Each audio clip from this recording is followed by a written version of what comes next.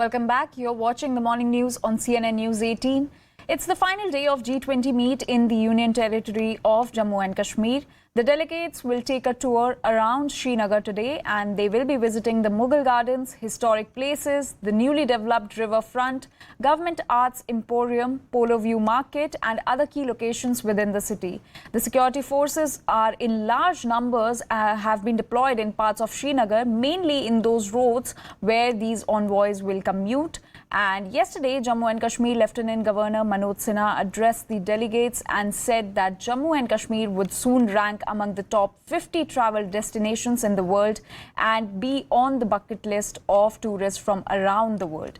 Now, it is important to note that around 60 delegates from various nations are a part of this G20 event in Srinagar.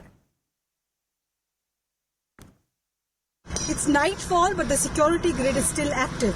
What you're seeing is patrolling along the boulevard even at night. They're carrying deep search metal detection equipment. They're also carrying scanners. The canine squad is here. Day 3 of the G20 summit here. The delegates will be taken around the city. This patrolling has gone on all the way from the start of the boulevard road to SKICC, which is on my left here. And even at nightfall, what these patrolling men from the grid tell me is that they're continuing to go up and down the boulevard road. Chashme-Shahi, Nishad Bagh, they're all the Botanical Garden.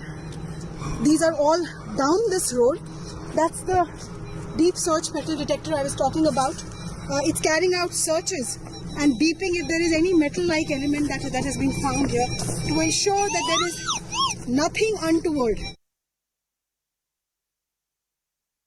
Srinagar's recently developed Polo Market is one such attraction where tomorrow you will have delegates visiting it. This was developed recently and today you can see the singing is also going on.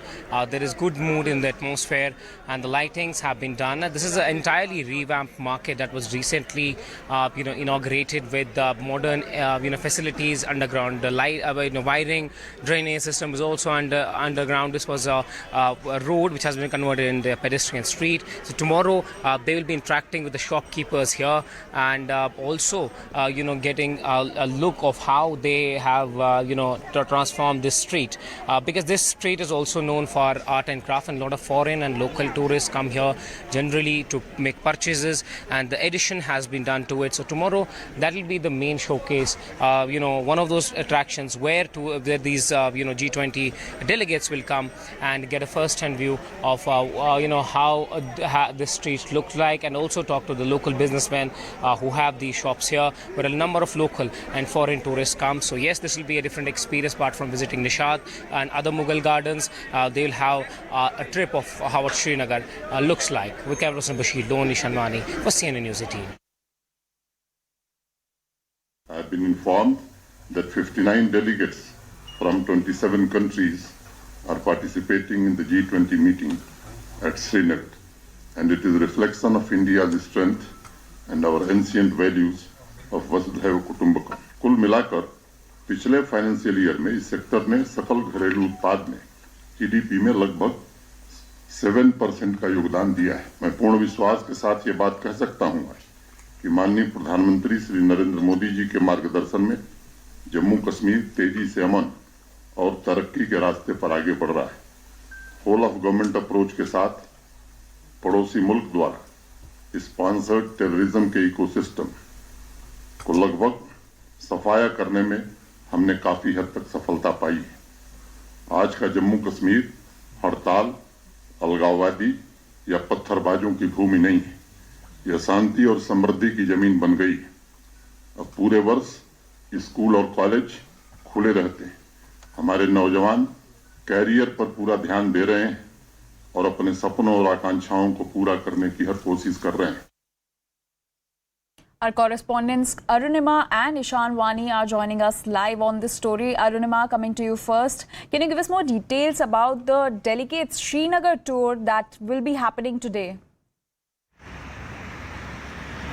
Well, they are set to travel throughout the length and breadth of Srinagar. They'll be taken to the Polo Market, one of the refurbished market under the Smart City project, and they will also visit the tourist gardens here, the Mughal gardens, Chashme-Shahi, Nishad, Shalimar. Those are gardens which give you a sense of the flora and fauna of Jammu and Kashmir, situated right across the Dal. They have their own charm. And for that, what is the security bandobast that is being done? This is the Gupkar Road. Gupkar Road takes you onwards towards Hotel Lalit, where most of the delegates are staying, and then to Raj Bhavan.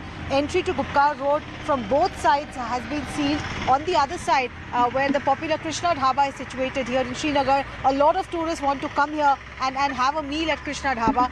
So right on the main road where you take into these tourist-friendly spots also, there's a lot of police presence. They're not stopping anyone, but they're checking the identity of each person who's coming in and only letting them go. It's the same situation on the Boulevard Road. We have sent ground reports about night patrolling that was done. Maybe we can play that out for our viewers in a bit. There is also patrolling going on the main road that leads you to the Polo View market as well. So it's a big day for the security grid here, because so far the challenge was only to sanitize the venue around SKICC. Today the challenge is much more, since the delegates will traverse around Srinagar. It has to be portrayed to them that it's all normal and security is not in your face. At the same time, security must be foolproof. So it's a balancing act for the Srinagar administration today. All right, Arunima, please stay with us. We also have Ishan Wani with us. Ishan, so yesterday we heard Lieutenant Governor Manoj Sinha saying that soon Jammu and Kashmir will be among the top 50 travel destinations in the world. So will this G20 event help in fulfilling that goal? Well, the government is very keen, and the government is looking forward to building that particular bridge with these countries so that they could pull more tourists from these countries. Yesterday we had a conversation with several top, members who have come here, and several other government of India officials who are trying to ensure that they are able to showcase what Kashmir has to offer. If there is a country which hasn't come there. They have sent their travel representatives or other companies which are based there. We spoke to them also. They were very keen about sending tourists to Kashmir. But the question is whether this will reflect on the ground, whether they will really come or not. We asked the government about the advisories which have been put in place by several countries post 2019. The government is clear that these advisories do not mean anything, as people have been traveling and they will travel. But yes, this definitely is something which they believe will sound, good when they go back to their countries, and that will reflect, when they will talk to their governments, to talk to the envoys, and tell them that it's important to visit Jammu and Kashmir and remove these, advisories. It's interesting to also note that they are being toured to the city so that they could get a feel of what the Srinagar has to offer. The Gulmarg was dropped at the last moment from the itinerary. There are several, challenges when you go to Gulmarg. The government said that there was a logistical issue. But the sources indicated there were also security concerns and health concerns as well for the delegates, as it's located on a certain altitude. Now the government feels that they will be able to maximize the number of tourists that they get every year by these countries, because they don't want to only focus on the domestic tourism circuit, but they want to expand it to these countries. Because prior to 90s, if you see, there were a lot of foreign tourists in Kashmir Valley, but that stopped after the armed militancy started. But now the government is trying to portray that normalcy has returned, and that is why there is a need for these countries to send their tourists back to Valley. All right, Arunima and Ishan, thank you for getting us all those details. We